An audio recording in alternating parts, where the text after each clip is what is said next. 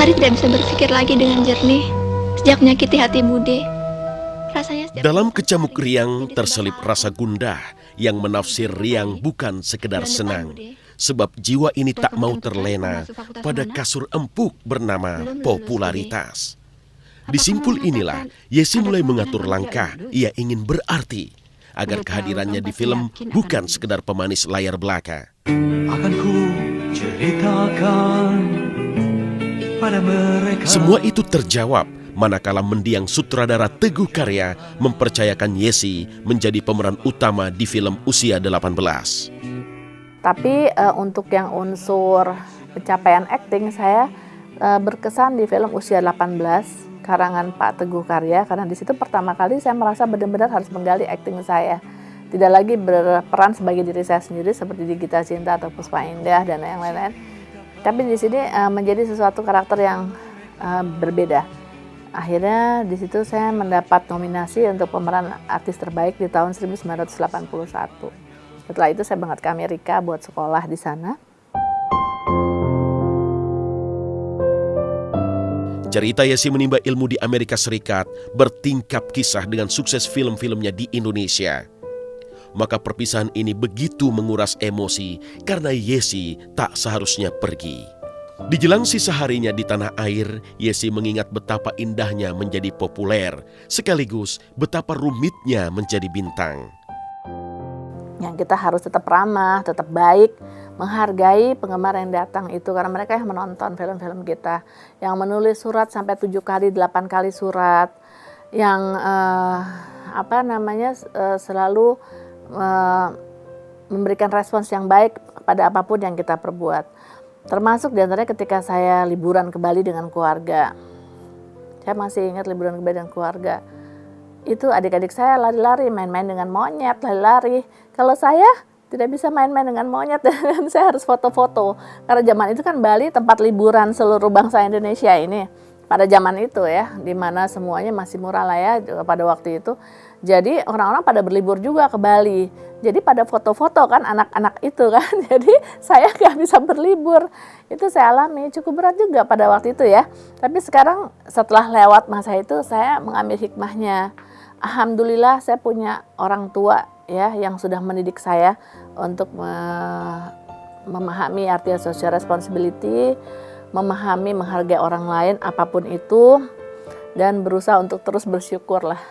Oh, sempat terganggu, penuh selalu di depan rumah di teras itu penggemar yang ingin ketemu. Udah sampai saya pasang jam terima tamu gitu, karena ya dia nggak bisa belajar kalau terus nerima tamunya itu. Bagai berkaca di bening air, Yesi terus mengenang tentang arus popularitas yang membuatnya terhimpit di ruas jalan kebimbangan.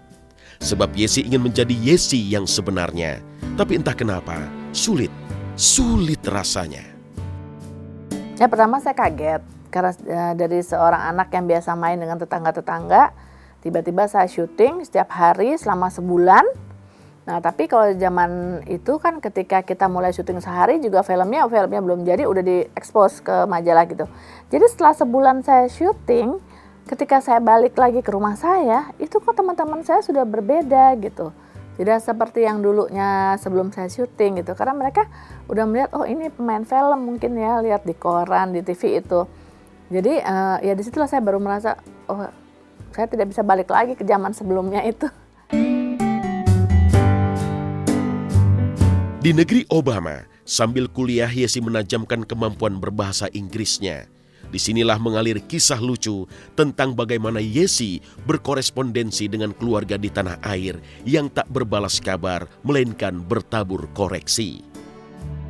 Jadi kalau saya kirim surat mempraktekkan bahasa Inggris saya kepada bapak saya, harapan saya apa? Saya harap dia akan bercerita lagi membalas surat saya dengan cerita-ceritanya dia dong tentang Indonesia. Tapi ketika surat datang lagi ke saya buka apa? Surat saya lagi cuma dikoreksi sama dia. Jadi bapak saya tuh seorang guru atau gimana ya.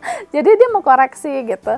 Ini salah yang bahasa Inggrisnya ini nih. Jadi isinya bukan cerita tentang dia, surat saya lagi kembali. Jadi akhirnya saya nggak mau lagi surat. Menimba ilmu di University of San Francisco, Yesi berhasil meraih gelar MBA.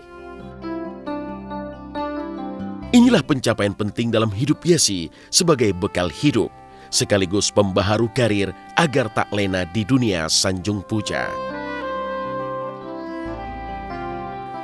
Saya rasa kayaknya sudah cukup ya, karena memang saya pada awalnya bukan tujuan saya untuk menjadi pemain peran sebagai tujuan akhir, walaupun saya mencintai seni peran. Saat ini saya menjadi pendidik di London School Performing Arts, itu juga mengajarkan seni peran. Tapi bagaimana seni peran itu bisa dibawa dalam kehidupan kita sehari-hari sebagai cara kita bekerja. Ibu sendiri ya mungkin saya tuh kan selama kerja belum pernah sama orang lain gitu kan, sama Ibu Yesi. Ibu Yesi itu orangnya sangat baik kalau saya bilang gitu. Dulu waktu saya di kantor Wahid Hasim, saya jadi office boy. Kemudian kalau sore diajarin belajar sekolah setir mobil tuh, PT Ulisa namanya zaman dulu.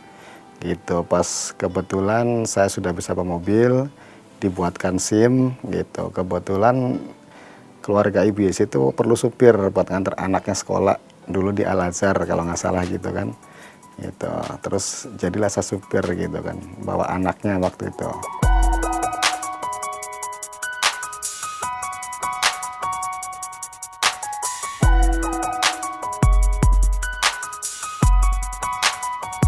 Bentang hari adalah kepastian yang di dalamnya berserak segala kemungkinan. Maka di antara yang mungkin dan pasti itu, Yesi pun meyakinkan diri terjun ke dunia politik.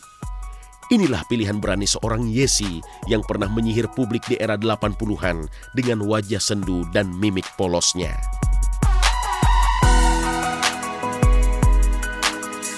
Ya, jadi yang pertama saya tuh memberi dukungan tuh semangat. Bahwa semua yang dikerjakan itu lillahi ta'ala, artinya betul-betul karena Allah. Kedua, saya juga melihat bahwa dengan banyaknya Bu Yesi berbuat, itu untuk orang banyak. Karena orang banyak membutuhkan. Tidak semua orang bisa berbuat seperti Bu Yesi. Karena itu tadi saya bilang, Bu Yesi punya ketentuan-ketentuan yang lebih, yang orang lain tidak bisa laksanakan. Nah, dengan dia nanti terjun ke dunia yang lebih keras, mungkin politik, itu bisa maksimal dan bisa membantu orang banyak. Sangat luar biasa ketika saya udah mulai bekerja, banyak hal-hal kemudahan. Terutama karena orang-orang yang seusia saya sekarang sudah banyak yang mempunyai jabatan, sudah settle di dalam dunianya. Jadi mereka masih ingat kenapa. Alhamdulillahnya ketika film itu beredar, kan ketika masa-masa mereka itu sedang berubah dari anak-anak dewasa gitu ya. Jadi kayaknya film itu merupakan bagian dari kehidupan mereka juga. Jadi ada rasa kedekatan emosional. Nah itu banyak membantu pekerjaan saya. Dan terutama juga sekarang dengan kegiatan saya di Kabupaten Bogor, banyak sekali dibantu oleh teman-teman. Kalau Ibu Yesi itu memang sosialnya tinggi gitu ya. Bahkan kadang begini, ya mungkin mohon maaf nih sama Ibu Yesi gitu. Saya kadang suka kesel begini. Sedang nyetir kan Mbak, saya sedang posisi di kanan. Begitu ada orang lewat bawa gerobak gitu kan. Disuruh berhenti din gitu kan. Mau ngasih uang orang tersebut gitu. Padahal saya pikir kan nggak mungkin berhenti mendadak gitu Mbak ya. Cuman begitu saya sadar astagfirullahaladzim, iya Ibu mau bikin kebaikan gitu kan. Mau ngasih uang orang tersebut gitu Mbak. Itu aja sih Mbak. Lucu ya, nama saya Gusman, nama dia Gaus, nama keluarganya.